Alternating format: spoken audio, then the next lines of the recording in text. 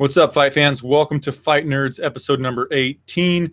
My name is Flying Brian Jade. My co-host once again is my good friend Wesley Hole-in-One Riddle. We're going to give our picks for the upcoming UFC pay-per-view event, which is UFC 214. You could use hashtag UFC 214, perhaps hashtag UFC Anaheim, because it's taking place in Anaheim, California. Let's get some pleasantries out of the way. How's it going, Wes? Pretty good. I changed up my persona a little. I probably look different than anybody's ever seen me on Fight Nerds because I usually have a beard and a stash grown out, but I actually shaved it. So I feel a little fresh just for a fresh card that we've got this weekend, UFC 214. Yeah, so you kind of ruined my idea to call us the Bearded Nerds. So well, thanks a lot it'll for grow that. back. It'll grow back in about a week and a half. So you'll see it on probably next week's episode. All right, yeah, sounds good. Quick reminder to the people viewing live or the people that stumble upon this video by searching on the YouTube there. We also have a podcast feed, so you can, the links are in the description box below. If you don't want to listen to us right now, you can subscribe to our podcast feed and get our picks at your leisure. Also, before we get into it, my goal for thumbs up on this video is going to be, I'm going for 27. I think that's a good solid number. I like that a lot. At the end of the video, Wesley and I are going to go over something that we've geeked outside of mixed martial arts. So we've been interested in that's not mixed martial arts in the past 7 days. So we're going to talk about UFC 214, 3 title fights. Daniel Cormier defending his belt against, do we really think it's really Daniel Cormier's belt? I'm sure we'll talk about that in a second. Against what a lot of people believe is the real champion, Johnny Bones Jones. Co-main event, Tyron the Chosen One Woodley puts his welterweight strap on the line against Demian Maia. And then before that, Cris Cyborg fights Tonya, triple threat Evinger for the vacant UFC Women's Featherweight Championship. There's a lot of other stuff. So we're going to start at the top, work our way to the bottom. Before we do, Wes, what pre-fight letter grade are you giving this entire event?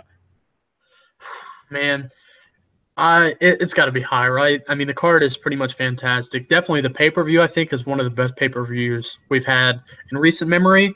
Just stacked from top to bottom. The first fight being Jimi, Manuwa, Volkan, Oezdemir, all the way up. 3 title fights. And then the fight that's also on the pay-per-view that isn't a title fight or the Manuwa Oezdemir fight is Robbie Lawler versus Donald Cerrone. I've got to go with a grade of – I'm just going to say it. I'll give it an A+. I could say an A, but actually, you know what? I'm going to say an A because I think of it this way. If the card doesn't live up to the or let's say does live up to the expectations and I give it an A+, I can't really give it anything higher. So I'm going to leave it as an A. But I think the fights even that we see on the prelims are going to be pretty exciting too. So I'm going to stick with my second initial gut, and that's with a solid A. I'm going to go with an A+. I know that we're still a couple of days away, and knock on wood, there's still time for Johnny Bones Jones to pull something crazy, for Cris Cyborg deciding she doesn't want to fight, for any type of weirdness going on. So I think that we're going to make it this time, though. Knock on wood again, like I said, but there's definitely time for somebody to pull out. I'm going to give it an A+ as it stands. You mentioned there's a lot of good matchups on the card. I'm not a gambler, so people that are touts in the chat, don't give me too much shit, but I saw so many underdogs on this card that I thought were worth playing, that I thought about just blanket betting every underdog on the card, except for maybe not Tonya Evinger. But then if she wins, you're going to really kick yourself. So I just thought about this. I've screenshot the odds as of right now, and I'm going to do the calculation after the event is over, so that if you put 1 unit on every single underdog, what you would come out to be, plus money, less money, whatever it is. And that reminds me, so last week, Wes, I went 7 and 6 on the predictions that we did on the show. What did you turn out? I don't remember off the top of my head, but I actually had fantasy up, and I can check it out real quick. I went the exact same as you. I got 7 fights correct and 6 fights incorrect. Yeah, so last week, there were 7 underdogs that won, 6 favorites. So last week, if you would have just blanket bet underdogs, you'd been doing real well, I believe. So any hoozles, let's get into our picks. Let's start at the main event. Daniel D.C. Cormier putting his belt on the line against Johnny Bones Jones. Daniel Cormier's 19-1, Johnny Bones Jones 22-1. The odds have Mr. Jones as -250, the comeback on Daniel Cormier +230. I've already published my prediction video for this fight. And it includes such information as, like, it's going to be interesting because we've got new rules now. The last time they fought was in 2015. Now that we have the new unified rules, and California has adopted them, you can no longer have outstretched fingers towards your opponent, so that sucks for Johnny Bones Jones. Also, Daniel Cormier, he won't get 2 shots to make weight like he did in New York to fight Anthony Rumble Johnson. So is he going to make weight? He's been looking pretty thin. John Jones was making fun of him today for looking like a meth head or whatever. Also, something to note is that John Jones coming off this super long layoff.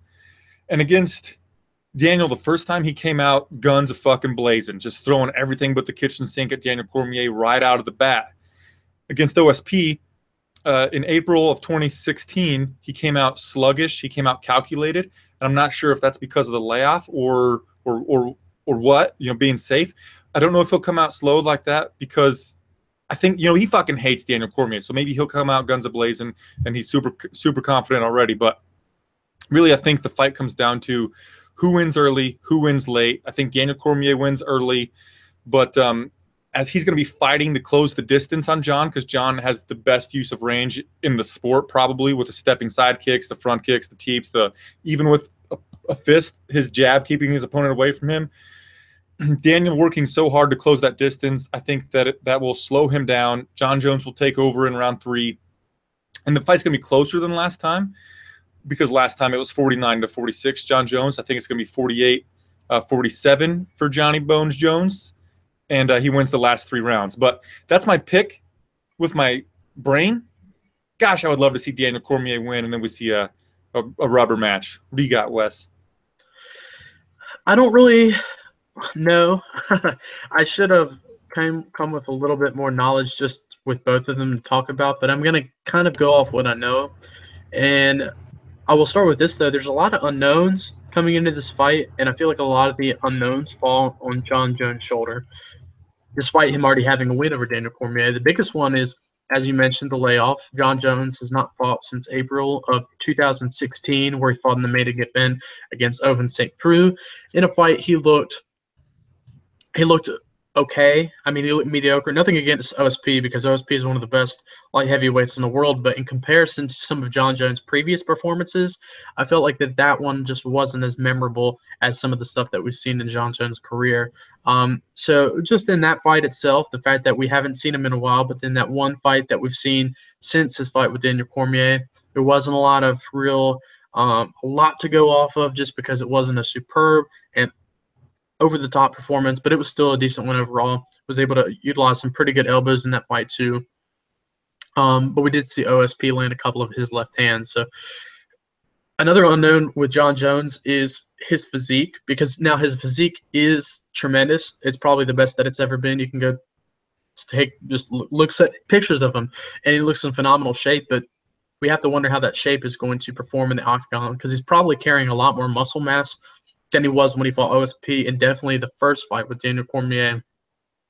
And maybe that muscle mass plays a factor, but just depending on the cardio and the conditioning in some of those later rounds. So we'll have to kind of see with that as well. But just after seeing what we saw in the first fight, I feel like what we're going to see is something probably pretty similar. I do know, like you mentioned, the rules are going to be in place, so John Jones can't fight with his hands open, and there's eye pokes. We may see a point taken, because we have seen John Jones land quite a bit of eye pokes in his mixed martial arts career. So if whoever's reffing that night decides to be a little more strict and demanding on those rules, I don't know who the ref will be.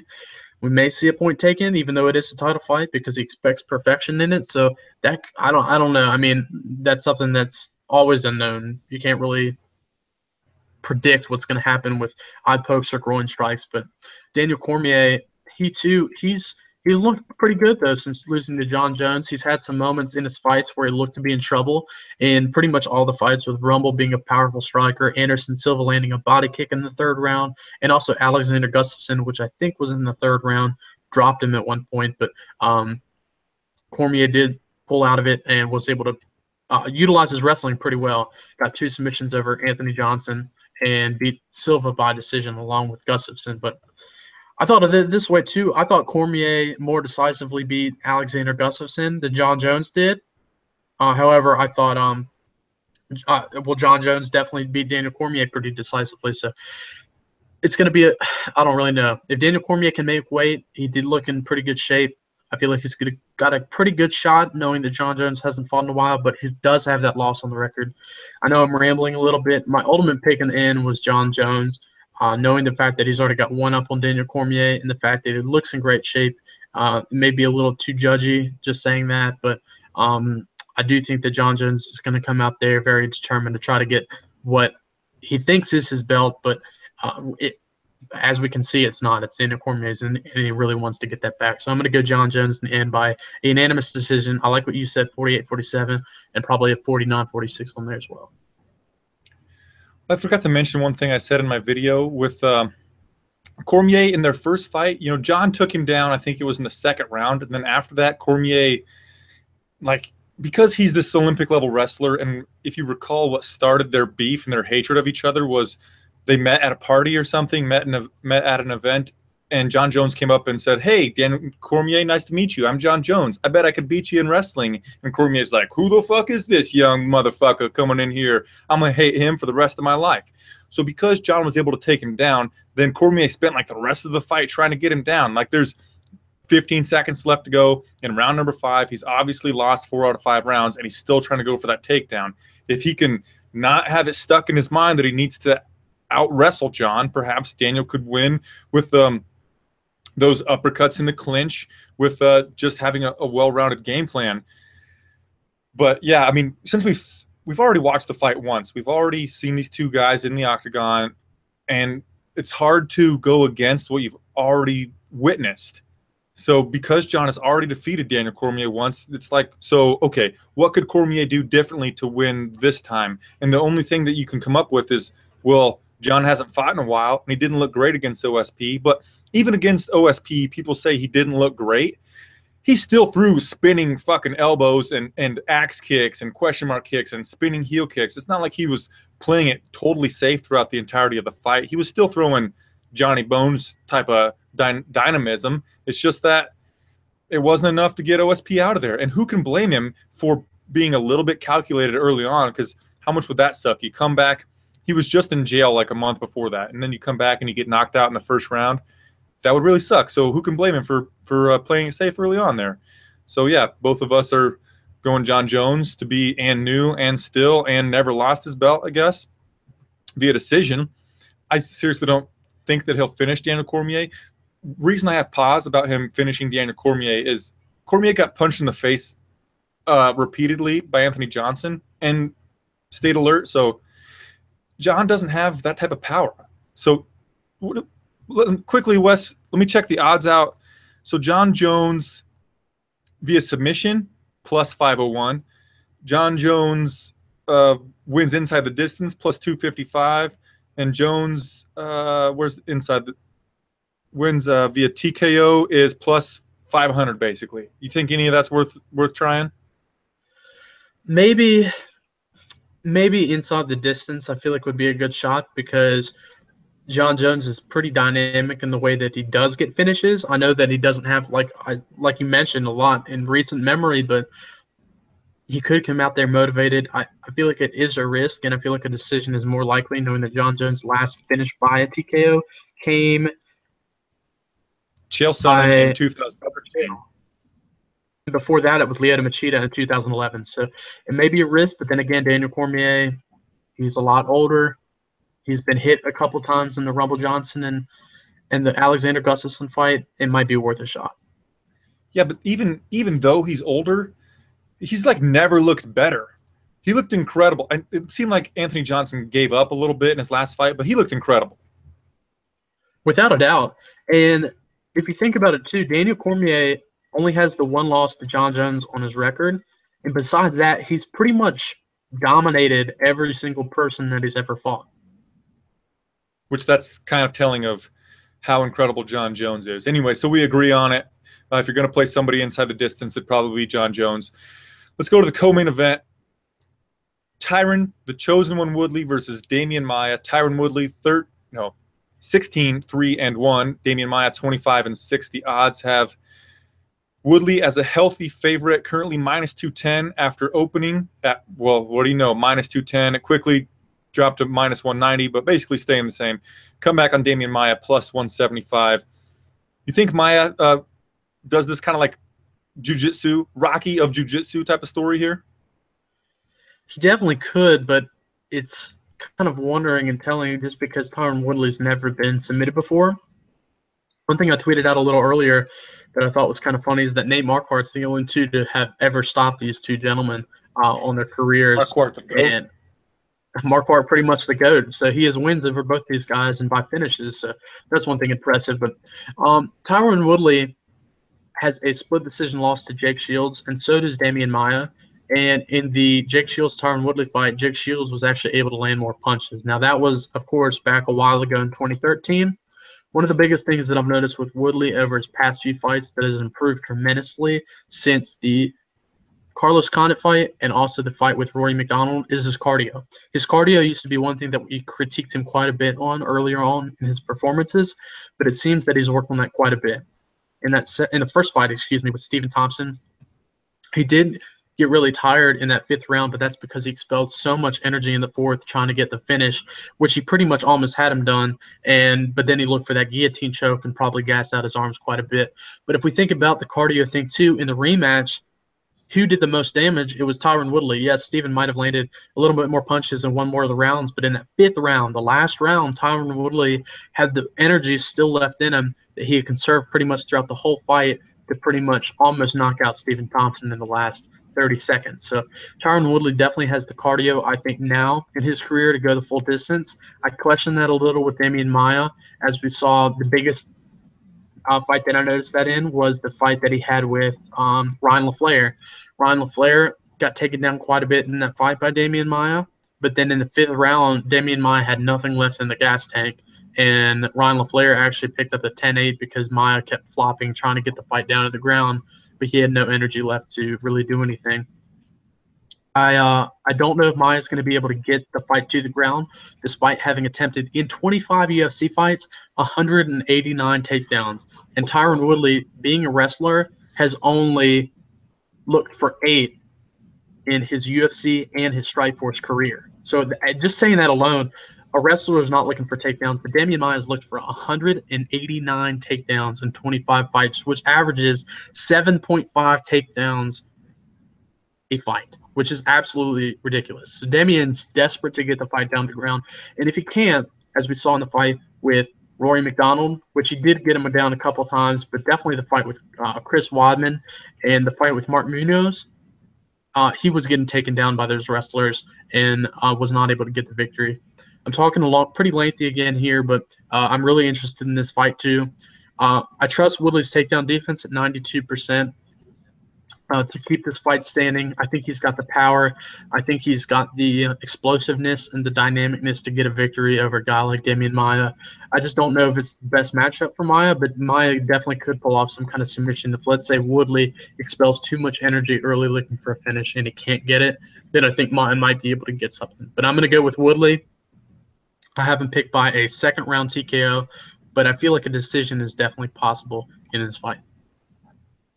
This is the second fight in a row. I'm picking against who I want to win. I mean, it would just be a lovely story if Demian Maia were to somehow pull off this upset. But those, first of all, Wes, thanks for bringing those stats about the takedown attempts. That is absolutely bonkers of how many each guy has attempted. I did my co-main event video already, individual fight video for MMA Mania. It's up on the YouTube channel. And I got some hate for basically I gave Maia not much of a chance. And the reason is, so Maia, he'll throw out a couple of jabs and maybe a jab 1-2 and then just desperately get in on his opponent. He'll get them close to the fence and then look for the double leg takedown. That won't work. He'll try for the single leg. That won't work. He'll pull half guard. I think with Tyron Woodley's incredible takedown defense, perhaps Maia could get him up against the fence and then somehow snag up his back and then backpack him for a little bit. I just don't see it happening. If Maia can't get him down early, Tyron Woodley is going to blast him on the feet, I believe. And then, so Maia against Masvidal, he was unable to get the double. He was unable to get the single against the fence. I think Woodley probably has the the more wrestling credentials and the more experience fighting up against the fence than Masvidal. You know, that's where he likes to be against Wonder Boy. That's where he was, so he could spring off of it with the takedown attempts and with counters. He's used to his back against the fence. Maia puts him there, and then Maia is going to pull half guard. Woodley has fucking ferocious ground and pound. You want to pull half guard against Tyron Woodley? I don't think it's going to work out for you, Demian Maia. And you mentioned that, so Woodley's cardio is looking better. He's really good at saving his energy and not expending it when he doesn't need to. You know, he'll explode, kind of like Yoel Romero. A lot of these densely muscled dudes will do it. I don't think it's going to be necessary. If Maia can't get him down in the first round, he's going to eat a jab, overhand right from Tyron Woodley that's going to put him down, or he's going to try to pull half guard, and Woodley's going to throw a right elbow into his eyeball, into his forehead here, like he did against Stephen Thompson, and Maia's not going to be able to recover from it. That's what I really think is going to happen. So for technical analysis, Maia is going to try to jab Woodley, and then Woodley, like I said, he's good at moving with his back against the fence. He's great at moving laterally. Who says that he's going to not just circle out from Maia, take back the center of the octagon, make Maia come back to him? If Maia closes that distance too fast, counter straight right hand from Woodley, bam, shutting him down. The takedowns and the string takedowns together from Maia worked great against Carlos Condit. Carlos Condit has like negative 25% takedown defense. He's just take me down, go ahead. Woodley, he was an All-American wrestler from Missouri. He showed that he's just so fucking explosive. And like you said, 92% takedown defense in his UFC career, probably even Strikeforce career, right? Because are those numbers included? They are on the UFC's website. So 92% takedown defense in how many fights? Shitloads. All but two of his fights, he has 92% takedown defense. I don't see a way Maia gets him down. Again, perhaps he could take his back against the fence. I don't see him submitting him. I think Tyron Woodley is going to knock him out with a straight right hand on the feet very early. I, too, picked him via second round KO or TKO. But, again, people were mad at me for not giving Maia a chance. I want him to win. It would be a lovely underdog story. The guys deserve a title shot for a super long time. But you look at the film, he got the back of Masvidal. He was unable to straight take him down. And in the first round, when he went for that pulling half guard, Masvidal fucked him up a bit there. And it's not like Masvidal's known for his ground and pound. Woodley is. Woodley has better – well, I shouldn't say better. Woodley has more thunderous and more ferocious ground and pound than Masvidal does. So pulling half guard on Woodley is not going to do well for him. Again, would love for Maia to win. I'm sorry, guys, but I don't think it's going to happen. Cris Cyborg Justino, 16-1, takes on Tonya, triple threat Evinger, the Invicta Bantamweight champion, for the vacant UFC Women's Featherweight Championship of the world. Evinger is 19-5. The odds, of course, they're astronomical. Cyborg Justino, minus 1375. The comeback on Tonya Evinger, plus 900. So obviously everybody's going to pick Cris Cyborg to win. Obviously, I think both you and I are going to pick Cris Cyborg to win. So rather than say how I think she's going to win, I'm going to say why Tonya Evinger might have a chance. So if you just go by height and length of each woman, Tonya Evinger is almost the same size as Cris Cyborg. Of course, Cyborg is way thicker. She's more densely muscled and everything like that. Where Cyborg has struggled in the past is when women can push her up against the fence, take away her striking ability, hold her there a little bit. It was a couple of fights ago for Cris Cyborg where, hold on, I got to find the name, where Daria Ibragimova, of course, she lost in the first round, but for about 4 minutes, she was pressing Cyborg up against the cage, was holding her there, was doing a good job of not letting Cyborg get spacing to get off on her larger punches. And, of course, Tonya Evinger is known for her wrestling. And Tonya Evinger might be the most experienced, most high-level fighter that Cris Cyborg has ever fought, perhaps. Of course, Marlos Kunin. And, again, Marlos Kunin, same thing. She tried to bully Cyborg against the fence. she was unable to do that, and then Cyborg took her down, and that was a 4th round KO or TKO. But basically, for the last 12 minutes of her fight against Marlos Kunin, Cyborg was beating the shit out of her. I don't know how the referee. I mean, she was fighting back. She had intelligent defense, but it was just an ass whooping for 10 minutes. Anyway, so Tonya, she could close the distance on Cyborg. She could get her up against the fence. She could tire Cyborg's arms out a little bit. She could get her to the ground. She could maybe look for a submission if Cyborg is unable to just muscle her way back to her feet. Because on the ground, I think that's what Cyborg mostly does. In the clinch, it's just mostly muscling her opponents. On the ground, it's mostly just muscling. I don't think she's dealt with this level of wrestler in Tonya Evinger. But still, I don't think that Tonya Evinger will be able to deal with the physicality of Cris Cyborg. I think even if she does shoot in on a takedown, Cyborg's going to double underhook her, switch her around to the fence, and then knee her to the body. And but I think that maybe Evinger is tough enough to make it to the 2nd round. Do you think that's true? Yeah, I actually 100% agree. I think a lot of people might be picking Cyborg by like a 1st round finish because that's what she's great at. But it's important to know a couple of things about Tonya. It's the fact that Tanya's coming off as being the Invicta Bantamweight champion. She hasn't lost in 10 fights. Her last loss came in July of 2011, and she's got quite a bit of finishes in that time. And she's a very durable athlete, as you mentioned. She's never been stopped by strikes. She has lost quite a bit by submission, but never by strikes. And we have seen her in trouble a couple of times throughout her career by strikes. But the biggest thing that Evinger struggles with, as you mentioned, or well, you didn't mention this, I don't think, but Evinger, she's really good at landing takedowns, but sometimes she struggles keeping those who are also decent wrestlers down on the mat off their back. And that's one reason why she's lost quite a bit of fights by submission. I do think that Evinger can go out there and push the pace, just as you mentioned with Cris Cyborg in her fight with Daria Ibragimova, where Daria, who hadn't lost in a long time before that, coming off numerous 1st round finishes, was able to press Cyborg up against the cage, just like you mentioned. And Evinger is really good at doing that and relentless with looking for takedowns. Takedowns are one of her more predominant things that she likes to do, and that's one thing that's got her so many victories in a row, as we've seen.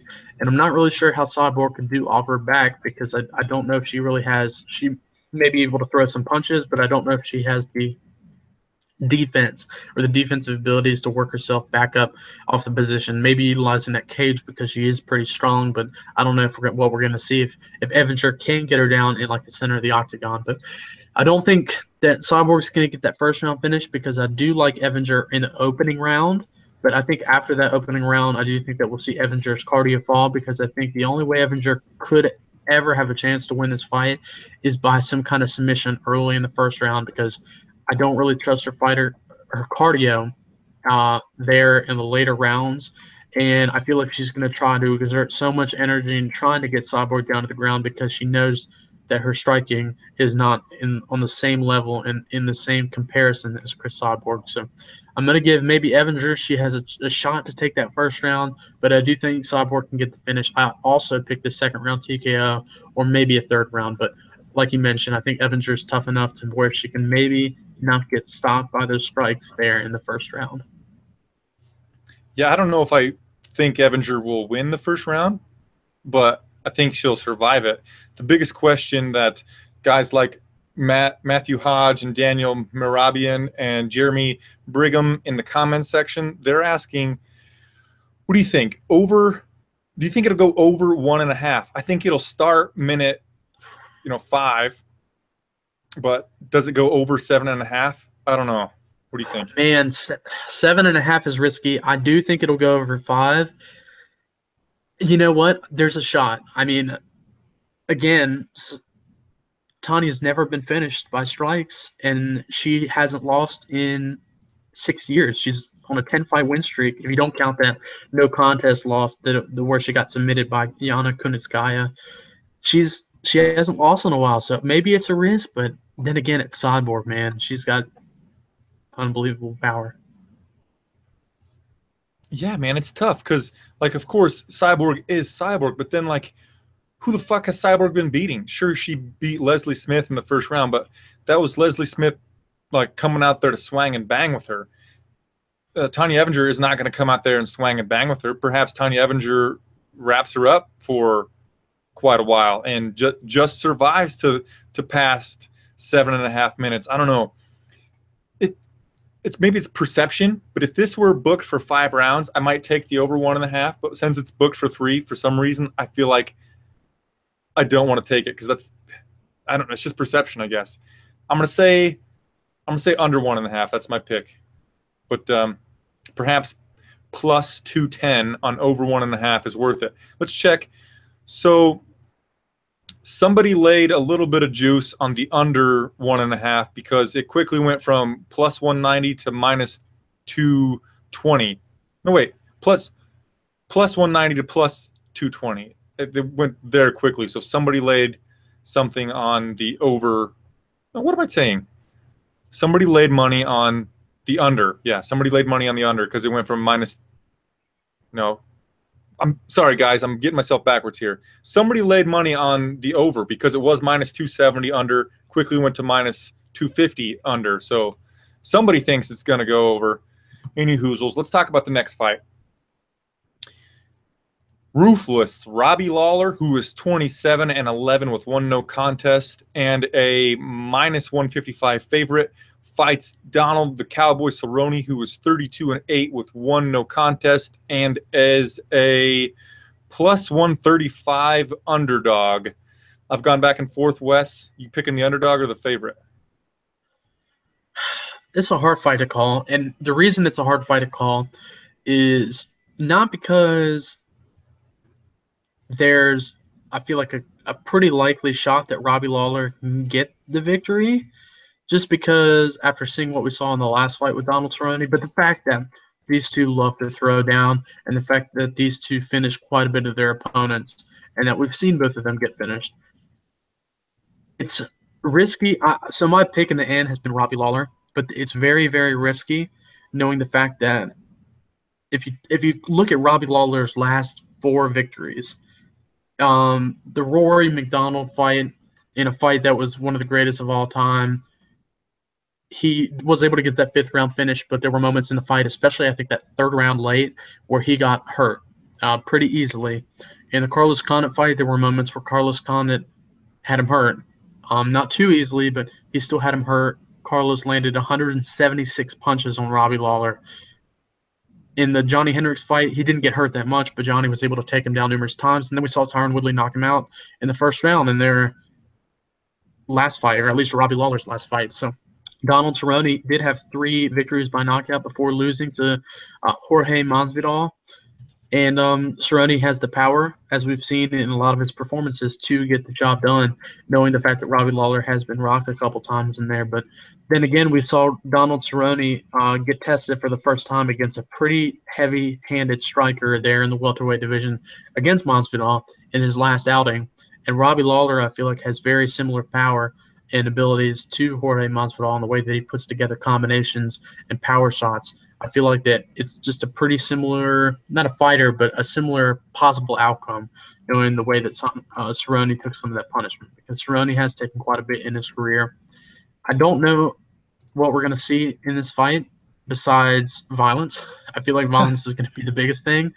But when it comes to the outcome, I feel like it's just going to be hard to choose. I picked Robbie Lawler in the end. I really do enjoy Donald Cerrone, but I also like Robbie Lawler. They both have great personalities and are pretty intimidating people, especially when they get there in the cage. So I think what we're in suit for is a definite fight of the night contender and an exciting fight.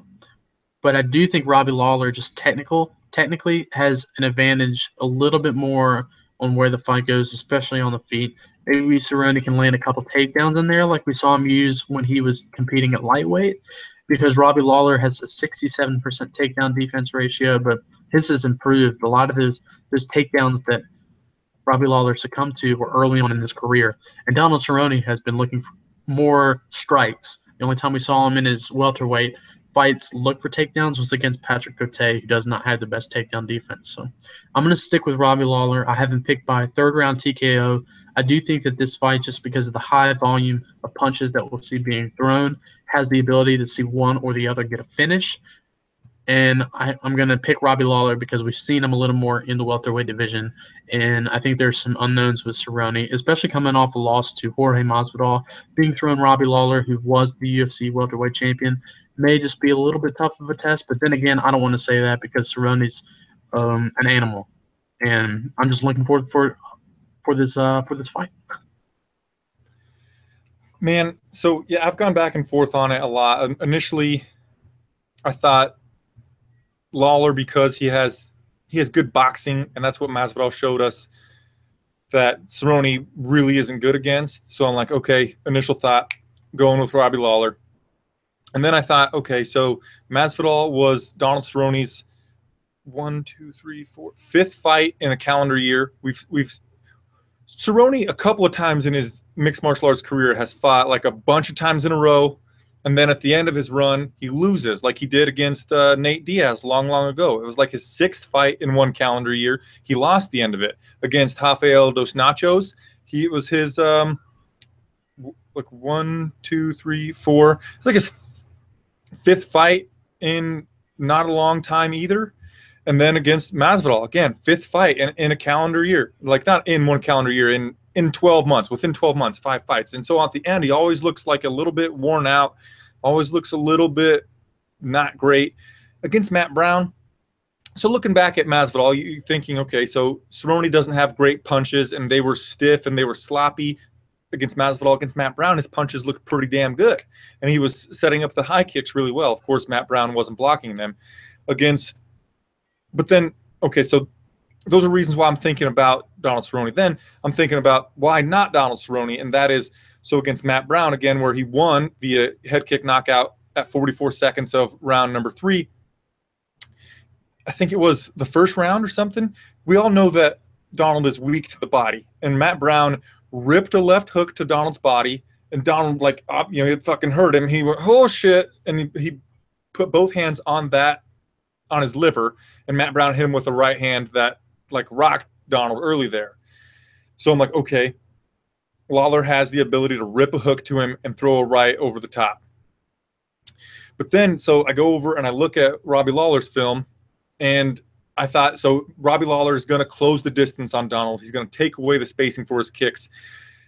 But against Woodley, he just circled with his back close to the fence, like Woodley likes to do. And it was a terrible idea against Woodley. And also against Carlos Condit, he was giving Condit the space to get off on those kicks. And Condit hurt him early. So Donald's not known for his hand, knockdown ability. Neither is Condit. Condit's got the wild and crazy kicks like the shin to GSP's face. But he hurt Lawler. And Lawler gets hurt a lot. And even though Donald's been TKO'd a lot, he's always with it. He's never like completely out, right? So I'm going back and forth. And then I think about it, how Lawler is in the southpaw stance, and that leaves him with his right hand. Southpaw stance. So it's his left hand is low. So Donald's right roundhouse, he'll attack the lead leg, or attack with low kicks on the same side. He'll attack the body on the same side, and then he'll go high with the same kick on that same side. So Lawler's hand is low here. Here comes the shin over the top. And I think Lawler's going to give Donald the space to get those kicks off. And Lawler seems to get hurt a lot, even though he recovers quickly. I'm going, as of right now, I'm picking Donald Cerrone via 3rd round head kick knockout. I think that's what I'm going to end up going with. What do you think? I like it. And we've seen Donald Cerrone land quite a bit of head kicks in recent memory. And Robbie Lawler, I'm pretty sure, did Rory rock Robbie Lawler with a head kick? I don't know. Honestly, in the lead up to this show, I didn't rewatch one of the greatest fights ever. I'm the same boat, but I'm pretty sure in that 3rd round, what almost knocked Robbie Lawler out was a head kick that was blocked, and then we kind of saw Robbie wobble a little bit, and then he fell down, if I'm not mistaken. So maybe Cerrone can pull off that head kick like he usually does. Yeah, I mean, I just Donald has fucking very, very dangerous shins. I think he puts one on Lawler's face. I don't know. And again, I've gone back and forth on it. For the longest time, I was picking Lawler because of his boxing. That's where Donald struggles. And I know Lawler has taken an incredible amount of time off since losing his belt to Tyron Woodley, so maybe his brain has recovered. Maybe he won't be as wobbled as easily as before. You know, before against Condit, he was coming off. It wasn't a terribly long layoff after the crazy good fight against McDonald, right? Let me look quick. So McDonald was in July, and then July to January. So that's not a terribly long time. He's taken like exactly 1 year off for this fight. So maybe his brain has recovered more than Carlos. Maybe that's why he got dropped by Carlos, because he's coming off of that war. So I'm negating myself. But for right now, I'm sticking with Donald Cerrone because it's southpaw versus orthodox. Robbie's going to give him space for the kicks, and I think Donald's going to get it off on some kicks. And also, when this fight was initially booked for UFC 205, I was definitely going with Cerrone because Lawler was coming off too soon from the Woodley thing, and then because he took a year off, then I went back to my pick with Lawler. But like you said, dude, do you think this is going to be fight of the night? I think it's got the abilities to, but then again, I feel like there's a high outcome and possibility that we could see an early finish. And if there's an early finish, that automatically rules out a fight of the night. Unless it's like one of the craziest one-round wars ever, which I'm cool with that too. And that's definitely possible too. So I feel like somebody's going to get a performance bonus, and then if neither can get a finish early on, I feel like this definitely has the possibility to get the fight of the night bonus. Wes, you remember last week when we said that Junior Albini was not going to get the victory? You know, we wrote him off completely. What happened there? He did something miraculous. He came in and he knocked out Timothy Johnson in the first round after we gave him not much of a chance. So what I'm saying with that is maybe Robbie and Donald come out and stare at each other for 15 minutes. And it's definitely possible. I mean, they're going to be swinging. Talking about two dudes going to be swinging. Jimi Poster Boy Manuwa, 17-2, faces Volkan Oezdemir, whose nickname is No Time. I didn't know that. Who was 14-1. This fight kicks off the pay-per-view portion, which starts at 10 p.m. Eastern behind a $60 American paywall. The odds have Manuwa as the favorite at -170. The comeback on Volkan Oezdemir at +150. Something that I think is interesting, Wes. So Volkan is 2-0 in the UFC, and the average odds on him have him as a 3-1 underdog, and he's 2-0. That's something pretty interesting, right? For real. I mean, I feel like a lot of people are counting Oezdemir out, but he's pretty, I guess, maybe underrated. I know he's only won 2 UFC fights, but he's crept into the picture pretty quietly. And you and I were talking about before this show started that Volkan Oezdemir has 14 wins. Of course, I just mentioned that. 10 of them by knockout, and all 10 of those KO or TKO victories are in the first round. He has 1 submission victory. That motherfucker is also in the very first round. So if it ain't over in the first, it's probably going to the judges. No, I don't know. He lost 1 time in the second round. But so for my breakdown, Jimi Manuwa, Volkan Oezdemir, they are similar in that they're probably going to stand and trade. They might hit a takedown every here and there, once in a while, maybe. They both like to go with the inside low kicks. They've got good and powerful left hooks. Of course, Jimi Manuwa is coming off of a left hook knockout of Corey Beaston, 25-8 Anderson. Volkan Oezdemir is coming off of a short right that knocked out Misha Serkinov. Anyway, but because they're so similar, and I don't think either guy is going to look to take the fight to the ground, I'm picking Jimi Manuwa because I think he throws with more fluidity and with more zest, more pop in his punches. I know that Volkan, again, 10 KO or TKOs say that I'm wrong, but in just looking at them, the eye test says that Jimi throws harder, that his hands are quicker. If they both threw at the same time, I think Jimi would land. And basically for that reason, and because Jimi has a 4-inch reach advantage, I think Jimmy's going to get it done. Maybe a left hook knockout, probably a decision. I picked Jimi by decision. What do you think? Let's wait quickly in the comment section. We've got Synchronic says Jimi. Jeremy Brigham says Jimi by KO. And Stone Cold MMA says Volkan Oezdemir all day KO. Jeremy says Jimmy's more crisp. Who you going with? I want to stick with Jimi Manuwa, and I like what you said about the reach advantage. I feel like that can definitely play a factor in this fight, knowing the fact that both love to throw those left hooks. Volkan Oezdemir has a very powerful left hook, but so does Jimi Manuwa, as we've seen in his knockout, especially over Corey Anderson in that one. And also, I think the left hook is what knocked out OSP, but both are devastating strikers. Both are pretty underrated. I feel like both still in this weight class. The biggest difference, though, between these two is that Jimi Manuwa is actually 37 years old and Volkan Oezdemir is only 27. So there's a huge age gap between these two opponents. And Oezdemir has had a couple less fights, Manuwa a few more, but I'm going to be picking Manuwa in the end. And I feel like this definitely has the possibility to be a finish. But then again, I think that we could see maybe some kind of decision in favor for Jimi Manuwa.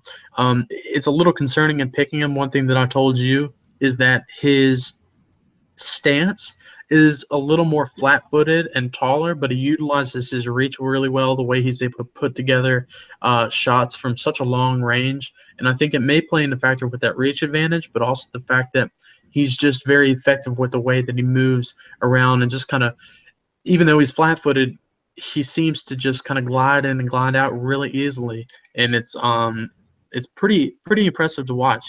He fights a lot different than a lot of other opponents.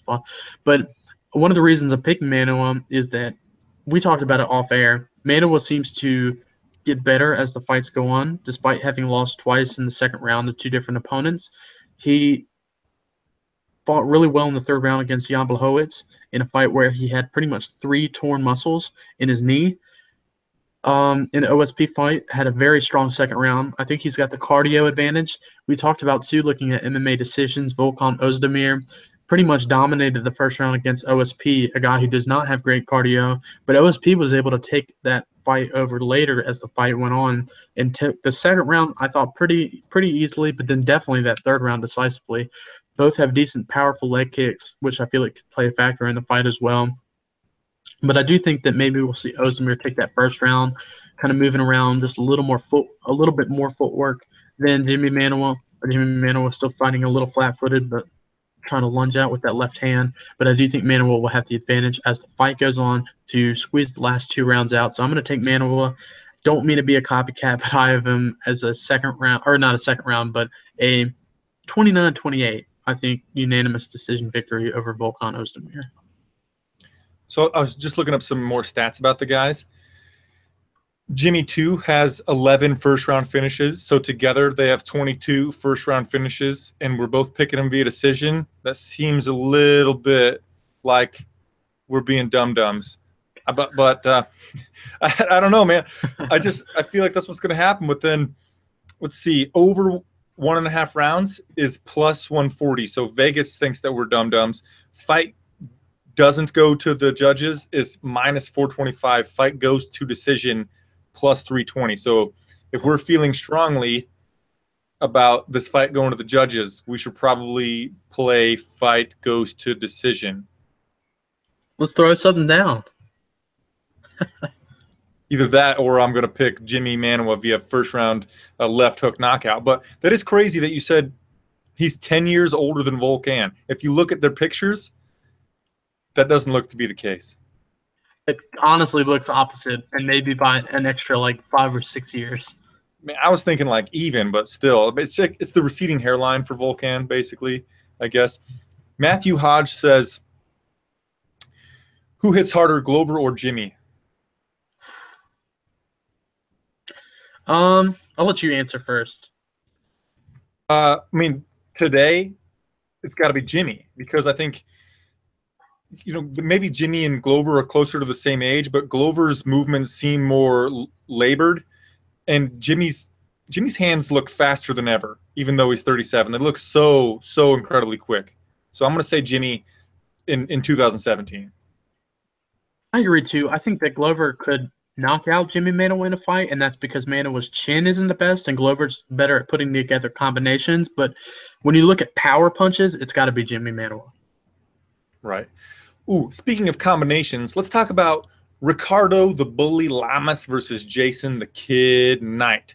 The odds have Ricardo Lamas 17-5, Jason the Kid 20-2. The odds have right now Jason Knight is -125, but I'm almost certain that somebody like Luca Fury bet on Jason Knight just recently because it went from Jason Knight as an underdog at +105 to quickly went to, I can't even see where all the way down went to. It went as low as 140 maybe and came back to -125. But I'm saying Luca probably bet on it because it went from +105 quickly, whoom, like a steep drop off down to minus like 140 and then came back and leveled off at +125 or -125, excuse me. And right now Ricardo is +105. But so our live viewers were saying a bit ago they think this is going to be fight of the night. Very good chance of that happening. Who do you think wins it?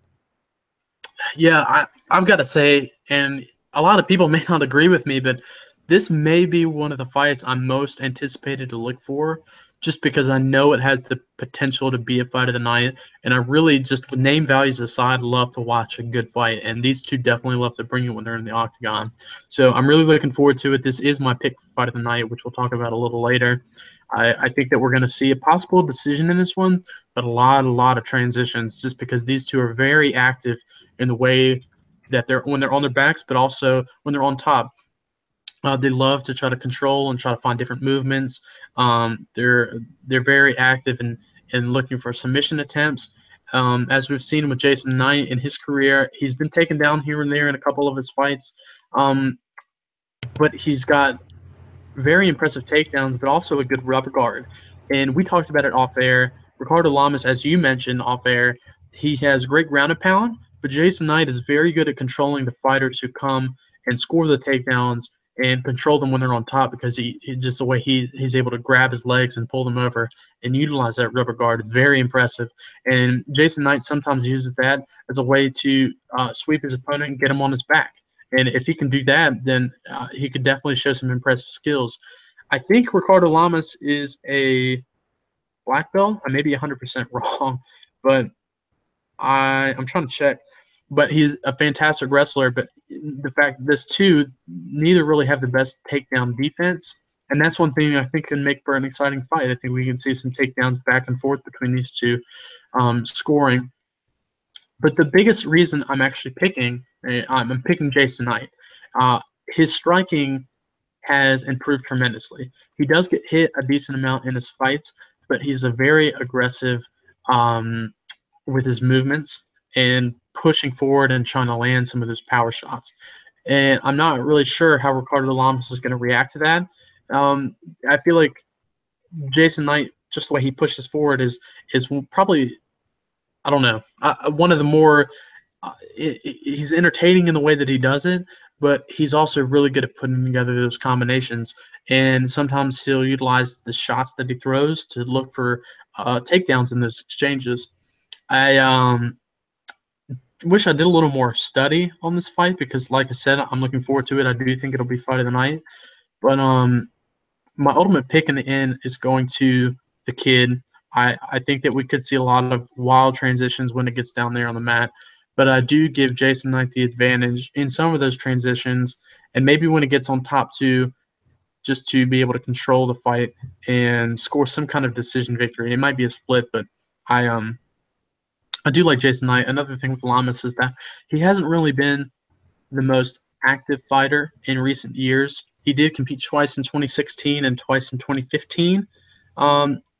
But for some reason, with the activity, they've been pretty spread out in fights.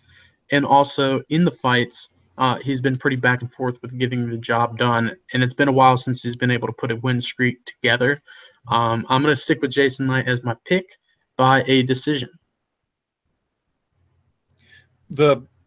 Our friends in the comment section are talking about DraftKings teams. I haven't made a DraftKings team. I might play in a free game. I don't know. I'm just not huge on playing the DraftKings. But if I were to make a team, I think I would put Jason Knight on it because him and Ricardo are both at 8,100, and I think that he has the more chance to score a lot of points. So Jason Knight, I think that he has an output advantage. I think that even if you were talking about Ricardo's got good takedowns, good ground and pound, Jason Knight, even though Jason Knight is known as, I think it was Connor Rebush made up this nickname for Jason Knight, Hick Diaz, because he's in there talking shit.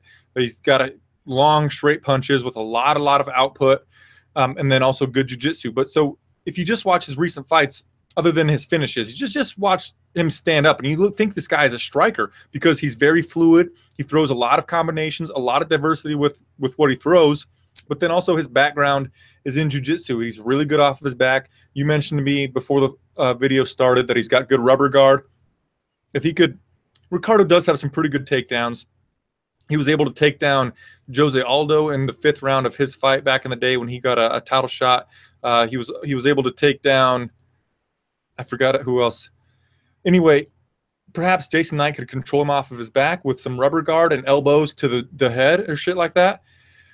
But on the feet, Ricardo, he likes to early on, he'll throw the 1-2 chop, which is jab, cross, low kick, where he'll just throw single low kicks. He'll just throw 1-2s. But then as like the fight progresses, it seems like he's throwing with less volume on the feet, and then he's looking more for grappling exchanges. And if the fight is taking place on the feet, Jason Knight is going to get ramped up as the thing goes on. If you look at the fights of his and the statistics that go longer, he gets more confident. He turns into more of a shit talker. He's going to be overwhelming you with volume. And as he overwhelms his opponents with volume, theirs drops off because, you know, they get tired of returning fire to him. And then he's firing and firing and firing and firing and firing, and they don't have a chance to throw back at him. And I think that's what happens here. The volume of Jason Knight and the grappling prowess that he has in his back pocket is what's going to get him the job done. He's like, back in the day, a wrestle boxer, or like Johnny Hendricks for a while. I know he's fell off a cliff. And don't get me wrong, they're not similar stylistically. But at the time, Johnny, how he had realized that he had power in his hands, he no longer needed to use his wrestling and just went away from it.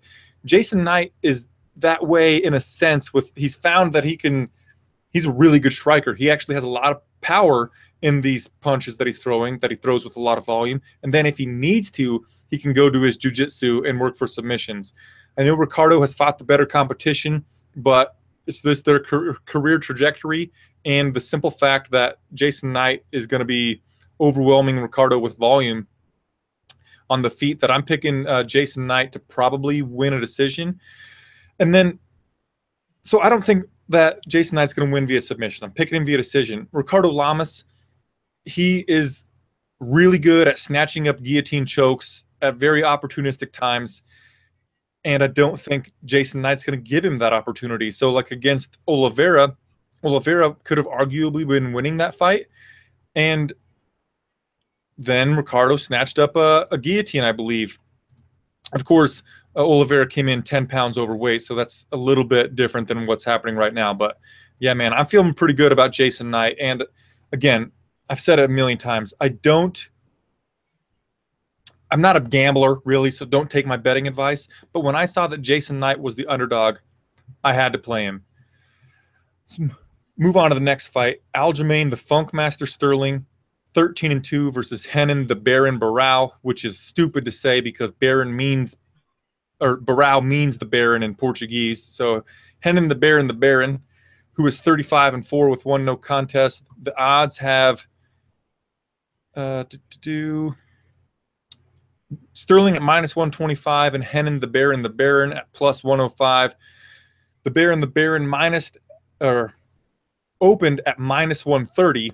Quickly went to the underdog at +110, where he's kind of just hung out. But so for my technical breakdown, or what I've seen from watching some of their footage, is that of course the Funkmaster, he's a good wrestler, and before his last fight against Augusto Mendes, he didn't have great hands, but he had really good long dynamic kicks, not great hands. And then of course he had wrestling in his back pocket, which didn't work for him against Caraway, but Caraway has phenomenal wrestling and grappling himself.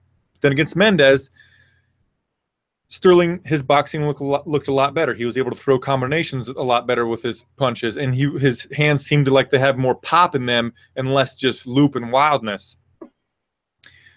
Barao, has phenomenal takedown defense. This guy has 97% takedown defense in his entire, now it's WME IMG, but in his entire WEC and UFC career. Fucking incredible. And even if somebody were to get into the ground, I'm not saying that Sterling could not control Barao on the ground, but in the past, Barao has not been controlled on the ground at all. Somebody gets him down, and he pops boop, right back to his feet. And then on the feet, Barao, his hands are more dynamic. His hands have more quickness and more velocity, more crispness to them, and his kicks, they're not as flashy as Sterling's, but I think that they are more like, again, they have more zap to them. His low kicks, they have more zap. His overhand right is coming with, I'm redundant, but more zap. And since Barao has the anti-wrestling to stifle Sterling's takedown ability, and then if it's a pure striking battle, I know Renan lost to Jeremy Stephens, but I think that Renan should be able to win a striking battle against Aljamain Sterling. And the last factor for why I picked Renan Barao is, if you didn't know it already, the California State Athletic Commission wouldn't let Renan Barao fight at 135 because of the time where he fainted and hit his head on a bathtub. So this fight is happening at 140 pounds. And that was the nail in the coffin. Renan not having to cut those extra 5 pounds is why I picked Renan Barao. And also, I know this isn't a reason to pick somebody, but when I saw that the former bantamweight champion was the underdog, I'm like, I got to make a play on that, right? They're begging me to do it.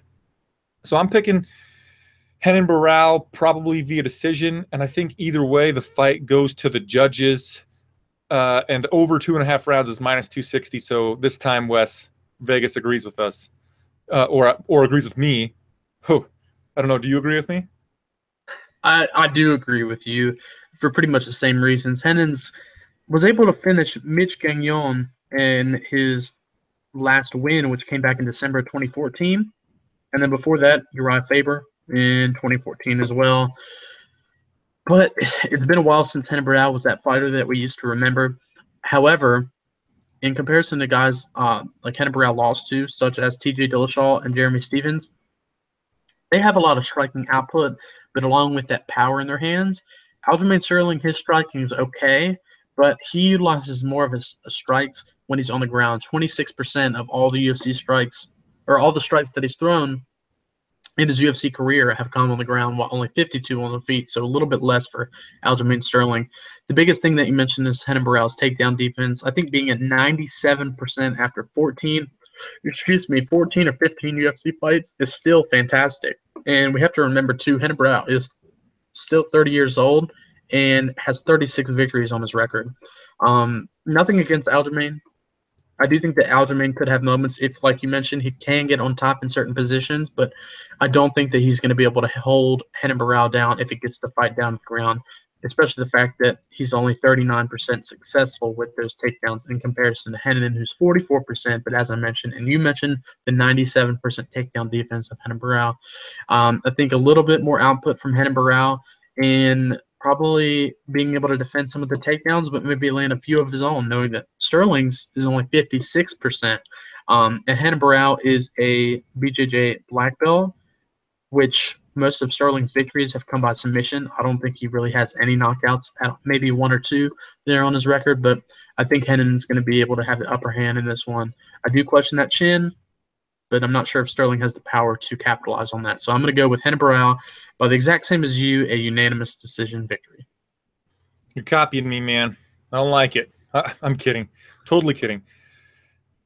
Renato Moicano, Brian T-City Ortega. Moicano 10-0-1.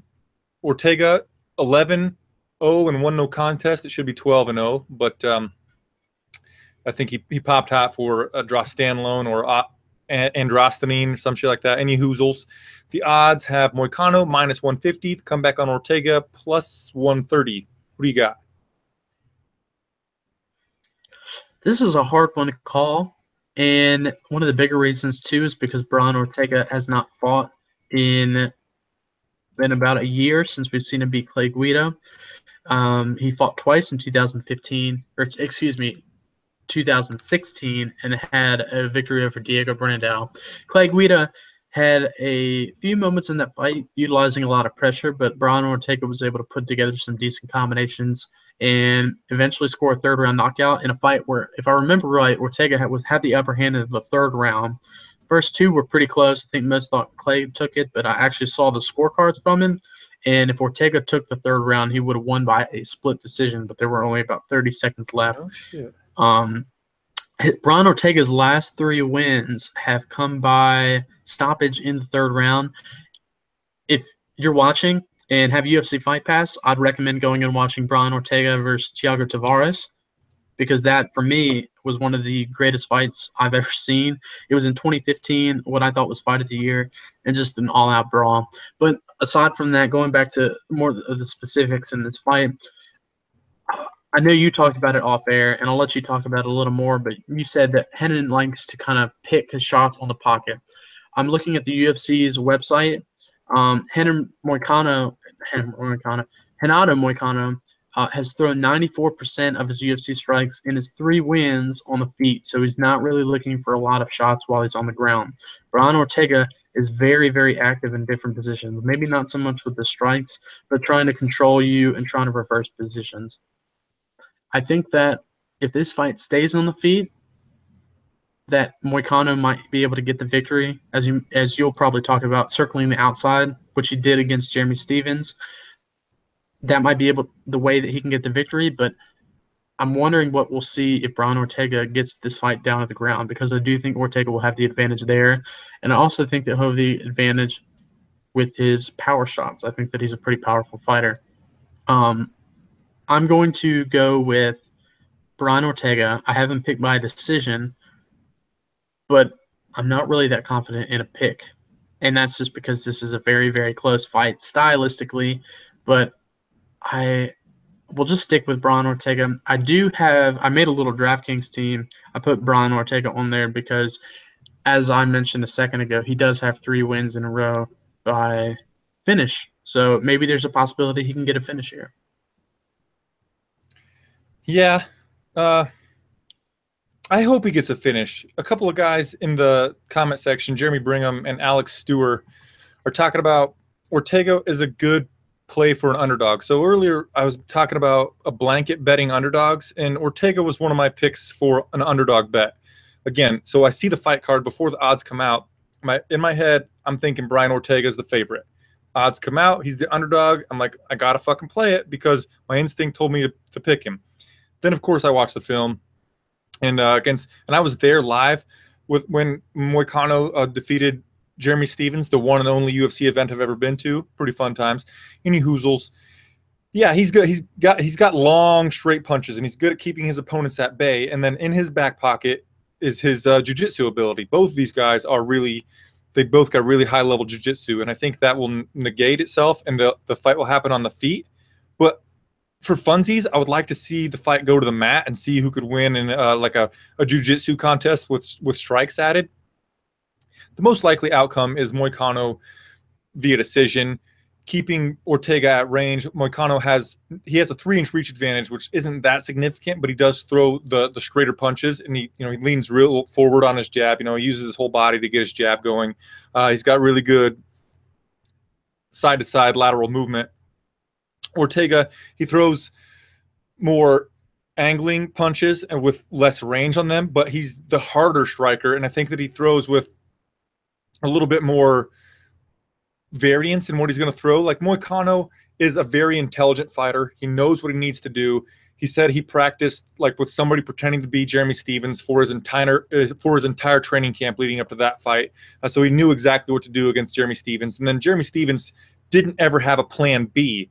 Where I think that Brian Ortega could win this fight is that he's going to have a plan B. So he's got his jiu-jitsu, his finishing ability in his back pocket.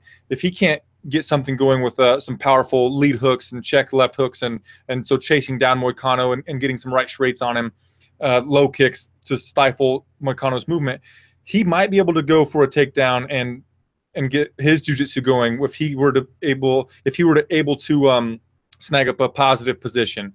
And so because Moicano, and honestly, a little bit, I know that I shouldn't be partial.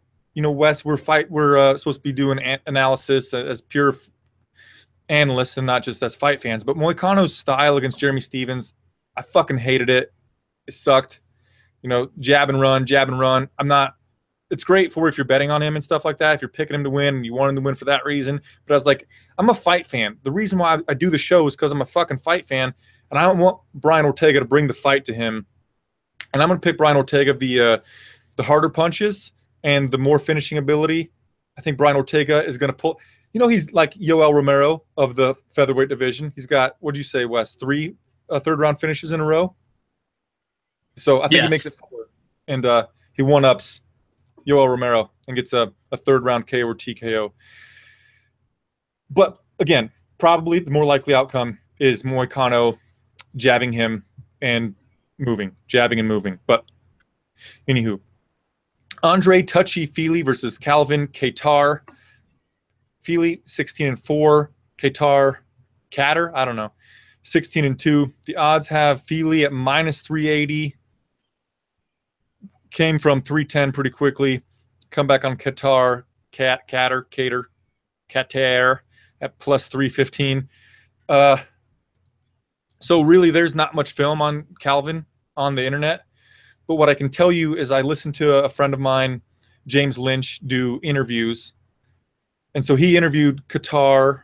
He interviewed Calvin, not before this fight, but before his last fight. And so he had taken off like 3 years. He didn't fight in 3 years. And the reason was he bought a fight promotion. He was spending time being a fight promoter, and that's what he was doing before coming back into fighting. He's taking this fight on 2 weeks short notice. It was supposed to be the Korean Superboy Do Ho Choi against Fili. But so in the fight film that I can watch from Kattar is he throws a lot of single shots with a stiff upper body. He does have some decent timing on his takedowns. He's got decent top control. But if he is stiff and rigid in his regional fights, what's he going to be like making his UFC debut under those bright lights on 2 weeks short notice? I think he'll be even more stiff. And then Andre Touchy Fili, of course, this guy is fluid as all get out, very dynamic. He throws well. He actually has a surprise amount of pop in his hands for being a stick figure looking dude. He knocked down not Hector Lombard. What the fuck's his name? Hakran Diaz. You can see how I got Hector Lombard, right, Wes? It's similar. So, but they both start with H. Right, yeah, fuck it. Anyway, so he knocked down him with a left hook that didn't seem to be that powerful. So Fili's got surprising amount of power in his hands. I forgot. Alex Stewart in the comments reminded me that Calvin Kattar, his nickname is the Boston Finisher. He's on a 6-fight decision win streak. So, yeah, not much of a finisher. I know that I do think somebody's going to get a finish in this fight, and I believe it'll be the Gumby-looking mother effer, Andre Touchy Fili, first round KO or TKO. What do you think? I wish I watched a little bit more footage on this Calvin kid. I just don't know that much about him. I wasn't able to find that much when I was searching, and I just kind of put it on the back burner. But I know a little bit more about Andre Fili. Fili has been pretty back and forth with his victories. Actually, ever since he joined the UFC, he would win one in his first fight, and then he would lose. And he'd win and lose, and then win. I don't know if I said that all the times, but now he's won this fight. If we look at his record, he should lose this next fight, but then coming off a win over Hakran Diaz is a very impressive win where he had quite a bit of moments on the feet. The biggest hole seems to be in Fili's career is his takedown defense. It's something that has hurt him in quite a bit of his UFC fights. Even in the Hakran Diaz fight, which he won, he was taking down 4 fights. Yair Rodriguez was able to take him down twice, and Felipe Arantes took him down 3 times in their fight. So Andre Fili has been taken down quite a bit. And as I mentioned, the inconsistency is there. But then again, they're the best of the best. If you think about it, Max Holloway was the first man to beat him, a fight that I was in attendance for. And Fili had a strong first round, but kind of fell as the fight went on. And Holloway got a 3rd-round submission. Godofredo Pepe popped up like a triangle, a flying triangle, landed it on him and held the triangle for about 2.5 minutes before he got the choke. And then, as you'd say, he ate a shin to the dome piece against Yair Rodriguez. And he got knocked out. And I feel like anybody that Yair Rodriguez could do that to would get finished. So they're not bad losses if you think about it in that way. And Fili has been able to beat some decent competition, competition that has shown durability in the past, such as Hakon Diaz and such as Gabriel Benitez, who I don't think had ever been finished until that fight by strikes. I'm going Andre Fili as well. I haven't picked by decision, but I do think that there's definitely a position, or not a position, not a position, but a chance he can get a finish. I'm just not going to pick it because Calvin hasn't lost in a while, and I don't think he's ever been stopped by strikes. I want to mention again I wanted to touch on his being taken down a lot. He must have worked on it really a lot, because against Hector Lombard, I know Hakon Diaz, I'm just kidding. Against Hakon Diaz, he had incredible anti-wrestling, and Diaz was the wrestling coach for Nova União. So for him to show off some really good anti-wrestling in that fight was really big for me, and I'll stop doubting his anti-wrestling ability. So I mentioned a lot that I don't listen to my betting tips, but I'm going to say them out loud anyway. Not my betting tips, but what I played. So I played Tyron Woodley, parlayed with Cyborg and Andre Fili, and I got it at plus 101. If you play it now, it's at even plus 100. I don't know. I feel confident in all three of them getting the victory. So the one I have the most questions on is Tyron Woodley over Demian Maia, but I don't know. I feel pretty confident in that. So I did parlay Woodley, Cyborg Justino, and Andre Touchy Fili. I liked that. So I was putting together just like some of my most confident picks on the card, and if they would come out to plus money. And now a lot of people will be like, why are you putting Cyborg in there? It's like, I feel like she's the biggest lock on the card, it feels. Oh. Decided to knock on wood there. If you take her out, the parlay is minus 116. So she's giving you 16 extra cents, and that's why I played her. Any hoozles. Let's talk about the main event of the Fight Pass prelims. Kailin Curran versus Alexandra Albu Stitch. The odds have Albu at minus 165 to come back on Curran at plus 145.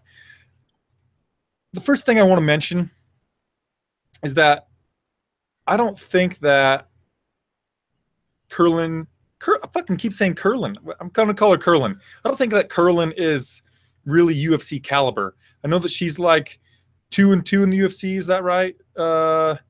No, she is 1 and this girl's 1-4 in the UFC, man. So what the hell is she doing here? She does pose a threat to Albu in that she's long. She has a good jab. She has good lateral movement. She could use her length to get the better of Albu in like a clinch exchange against the fence to get her to the ground and get some top control. Albu has not fought in 2 years, so she's a young girl. She's only 6-0. She hasn't fought in 2 years, so we really don't know if she's the same person or the same fighter that she was 2 years ago. She's taken time off because of, per a interview with Sherdog in 2016, she took time off because she had some injuries and she was doing her thesis for her graduate degree at university. She's a former competitive bodybuilder, and of course, she's very physically strong. So for that reason, I don't think what I just said about Kailin Curran, fucking can't say Curran right. Don't know why. I don't think Curran's going to be able to get her with those takedowns because Albu is so physically strong there. She has a good 1-2 chop. She's got a really good, like she's short. She's really small. She's going to need to really leap in with her 1-2 combination to close the distance on Kailin, kind of like what Gastelum does, you know, the leaping in 1-2. I think that she might be able to do that. In the first round of her UFC debut, she went for a stupid head and arm throw, which I hate that the women do. You know, PVZ tried it on Watterson, got her back taken. Watterson tried it on Thug Rose, got her back taken. Like, I don't know why they throw this. So she tried that, was unsuccessful. I hope that she doesn't try that here.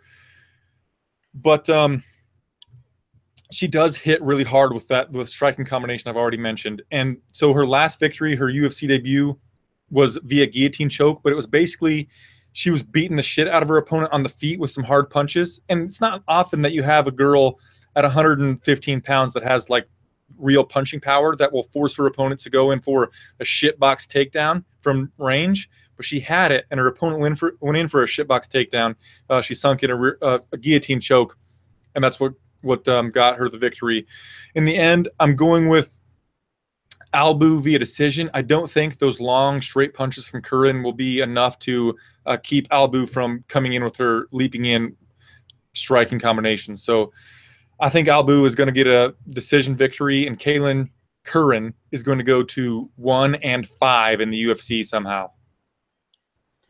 It's baffling to me. I'm going the same way as well. I've got Alexandra Albu picked. I have her picked actually by a second-round submission, and that's because we've seen Kailin Curran succumb to numerous submission losses. I guess actually I say numerous, but really only two. Two losses there in the UFC, but she's 1-5 in the UFC. Alexandra Albu. It's weird that the UFC's website says she has 6 victories, but then you go to ShareDog and Tapology, and it says she only has 2. You can't find any of the other fights that she's had on her record. And the lady that she was able to beat in her last outing, Isabella Badurek, that was the only UFC fight she had, and I don't even remember that fight at all, which happened back in April of 2015. So it's been a while, clearly. I should have went back and watched a little bit of tape to get a better idea about a more technical breakdown for everybody that's watching, but I'm going off basically what I kind of remember, and I do remember Kailin Curran, who's now 4-4 in her career. Not really the best record to have. I trust Alexandra's skills a little bit more.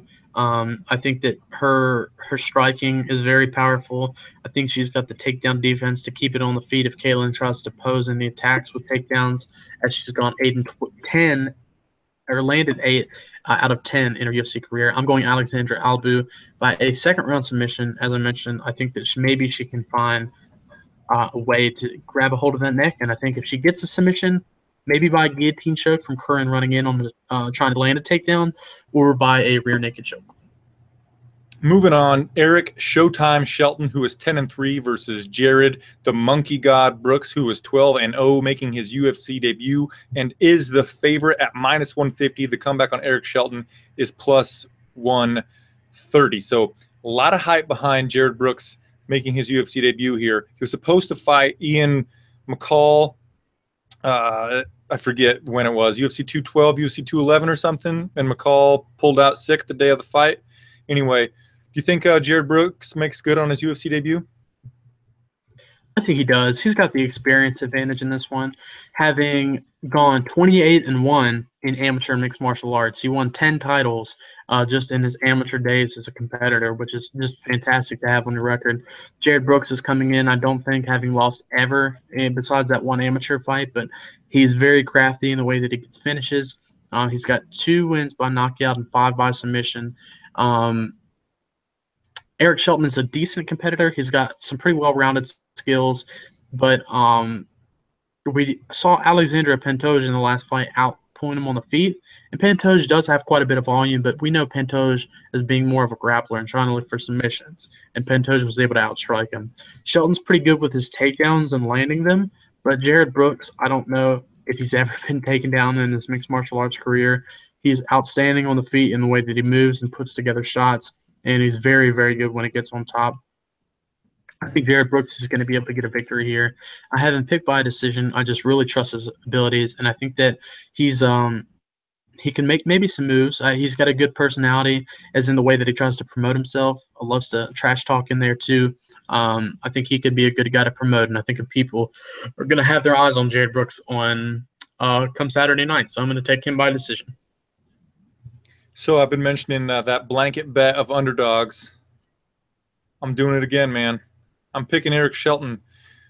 One of the reasons is, if I'm, correct me if I'm wrong, Wes, isn't Jared Brooks like the Pancrase not flyweight, strawweight champion? He is, which does not really have the best competition. No, but what I'm saying is he's fucking tiny. So he's a strawweight coming in here at flyweight. I know that Eric don't get me wrong, Eric Shelton's not a huge flyweight. He's not a big dude, but it's like this is a step up in size for him, right? Well, Jared Brooks has actually fought at bantamweight before. But he's so small, man. So the tail of the tape, Shelton is 6 inches taller. No, he has 6 inches reach advantage. He's 3 inches taller. He just looks so small. He's really compact. But he reminds me of like a John Lineker type of guy in his striking. Now he has some good wrestling. He has takedowns. He has ground and pound and stuff. But he comes in there just looping shots. A lot of crazy looping shots. I think Eric Shelton might be able to keep him at bay. One of the main reasons that I'm picking Eric Shelton to win here is if you watch Jared Brooks' last fight in Pancrase, which is on UFC.tv or UFC Fight Pass, his opponent Nakamura. So Jared Brooks just comes in wildly winging, and then like Nakamura is just like, okay, here, I'm going to go to my back now. And Jared Brooks didn't even need to attempt a takedown. I think the anti-wrestling of Eric Shelton will be enough to keep Jared Brooks on the feet. And then I think Eric Shelton, even if it were to go to the ground, Eric Shelton has really good jiu-jitsu. And leading up to his fight with Pantoja, in an interview with James Lynch, he was talking about how he kind of went away from his roots and he was really just trying to box with Pantoja. He was working on his striking a lot and kind of neglecting his jiu-jitsu.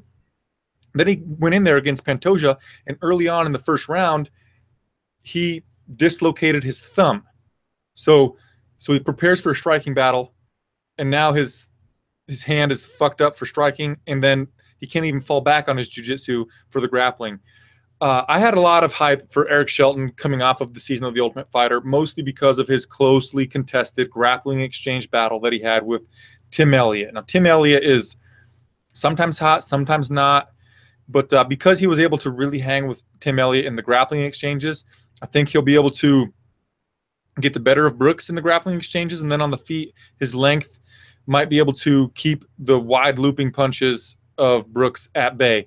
Something to keep in mind, though, is that because of Brooks' stature and because he rips these hooks like a fucking vicious madman, perhaps he could get to the body and Shelton could be able to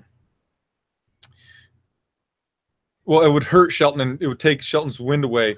The Ninja Pirate in the comments, he says that Shelton is with Team Elevation. He was with Team Elevation for his last fight. He was working with the likes of Benavidez, but he decided to go back with his old training camp, the camp that he had his first 4 professional fights with, because he thought at Team Elevation, I think he said at Team Elevation with Dwayne Bang and those guys, he wasn't getting the individual attention that he needed.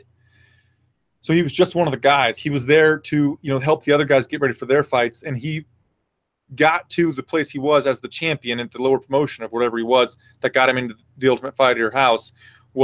He had specific, individual attention.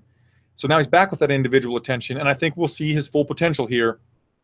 It's a close fight, and it was a tough one to call because, again, Brooks has not fought the level of competition that Eric Shelton has, and I haven't seen a lot of Shelton other than against Pantoja. And Pantoja obviously is a really good fighter, but in the end, I wanted to blanket bet a little bit. I was searching for underdogs that I liked, and I liked Shelton to get the victory. First fight of the night, Joshua, the Peepers Warrior. The Peepers? Jesus Christ. The People's Warrior, Berkman versus Drew Dober. Berkman, 29-15. Drew Dober, 17-8. The People's Warrior, Berkman, plus 300. Dober, minus 360. What's crazy here is that Berkman is 1-6 in his last 7 fights and still in the UFC. Do you think that he makes it 2-6? Man, it's hard to say. I like Josh Bergman. He's a great person, but at this point in his career, I know he's kind of held his own in some of those fights. For example, I thought he did decent in the Zach Otto fight. I thought he did decent against Paul Felder. I actually thought Josh Bergman might have got the edge in that one, but I haven't rewatched it since it happened. But then again, Bergman, he's 37 years old. I think he's going to be 38 soon. Drew Dober, he's still kind of young. He's 28 years old. I've been leaning back and forth on this one, but now I'm leaning more so towards Drew Dober. He's not really effective with his grappling too much, or not his grappling, but his wrestling. Doesn't look for a lot of takedowns. Bertman is pretty relentless with trying to look for those takedowns. He's actually landed 34 in his UFC career, and a lot of the times they come in the clinch. And he's really good at searching for punches from long distances, landing a really good left hook and a right push kick that he uses frequently. And Drew Dober didn't look great in his last fight against Olivier Aubin-Mercier. But he fights really tight in the pocket, very scrappy. Has a good Muay Thai background, so he's pretty good when he gets in those clinch positions. And as I mentioned, he's not successful too much with his takedowns, but he's pretty reliable with looking for pressure in those clinch exchanges. So I'm back and forth. I ended up picking Drew Dober. I was thinking maybe submission's possible because Dober has a couple submissions. Bertman's been submitted a few times recently by Michel Prazeres and also DHK, Dong Hyun Kim. But I think the more likely outcome is a decision for either man, but I'm going to be picking Drew Dober. Yeah, I'm picking Drew Dober via decision, and it basically comes down to Josh Berkman throws single strikes. I mean, that's all he does. He looks for a single left hook, a single overhand right. He's always just looking for the finish with one strike, and I don't think he's going to do that. Drew Dober, while Jeremy Brigham mentioned in the comments, maybe the loser leaves the UFC, probably. Drew Dober, he's not a great fighter. He's from Nebraska, so I got a lot of love for him because I'm from Nebraska. And anytime you get a fighter that's there are like 5 well-known fighters from Nebraska. So when one of those guys competes, you got to cheer for him. But he does throw in combination. He's mostly a Muay Thai striker. He's got these huge legs. He's good with low kicks. He's good with doing the 1-2 chop. He sucks with range, though. It seems like a lot of his punches fall short, but where he just has to worry about one punch coming back at him or coming at him from Berkman, I think that his volume will basically be enough for him to get a decision victory, unless for some reason Josh Berkman decides, you know what, I want to get this victory, and he comes out and he throws combinations together. But we haven't seen him try to put any semblance of a game plan together for quite some time, so I can't go ahead and assume that now. Sure, Drew Dober lost to Olivier Aubin-Mercier, but like that dude, OAM, he's on his rise to the top. But yeah, I think Drew Dober basically out-volumes Josh Berkman. So that's the end of the card. Wes, do you want to give me your prediction for performance bonuses? Sure. I was taking a look. It's risky because we didn't pick Manuwa or Oezdemir by finish, and I feel like that could give a bonus. But my 2 bonus picks for what I think will be performance of the nights, I'm going to give one to Tyron Woodley. I think he has the ability to knock out Demian Maia, and if he does, it'll be in a pretty vicious fashion. And my second one, I'm going to give to Robbie Lawler. Ooh, ruthless Robbie, huh? I'm gonna go with you know what? I picked Jason Knight via decision. Nah, never mind. Ricardo and Jason Knight going to get fight of the night. Performance bonuses are going to go to Andre Touchy-Fili and Tyron, the Chosen One Woodley. Do you agree with me on the fight of the night? What was your fight of the night? Did you say Ricardo, Lamas, Jason Knight? Indeed, I did. That's what I thought. I got to go the same way, man. I do think that's going to be a fight of the night, but I think if that's not the fight of the night, I think Lawler, Robbie Lawler, Cerrone, or just because it's the main event, Daniel Cormier versus John Jones. There's always a possibility with those two matching up. It may not be the best fight of the night, but it may get the bonus just knowing the fact who these two are and the fact that it's a main event between 2 guys who have the biggest grudge in UFC history. Yeah, isn't that kind of crazy? So our first 2 choices for fight of the night aren't the main event. Seems a little odd to me. Maybe it's because we've been burnt before. This fight's been booked like 4 times, happened once. It's wild. Yeah, but so that's the end of the show. Matt Hodge asked what type of shirt this is. It's a Lagunitas shirt. It says, "In dog beers, I've only had one." First time I've ever worn it. I got sent to me by Sammy Ide out of Oklahoma City, Oklahoma. He has Sammy's Liquor Mart, Sammy's Liquor Superstore. I think. So look him up. Anyway, so that's the end of the show. You can follow Wesley here on Twitter at All That MMA. Like him on Facebook, same thing, All That MMA.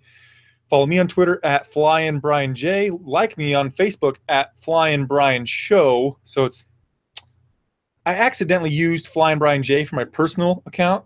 Like when I first made my Facebook back in 2006. So in 2006, when I made my Facebook for the first fucking time.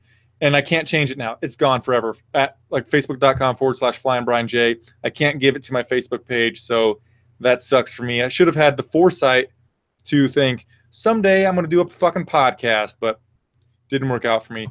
Thank you guys so much for hanging out. I really, really appreciate it. If you haven't already, please give the video a thumbs up and share it with your buddies if you liked any of our picks. That would mean a lot to me.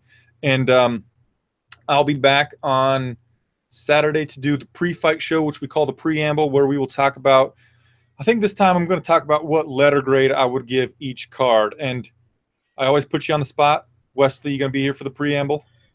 Unfortunately, I won't. I know I have to work on both Friday and Saturday, so I'm actually going to miss most of the prelims, depending on what time I get off. But unfortunately, I won't be around for that. But maybe I'll have a chance to watch most of the fights while I'm sitting around. So we'll have to see.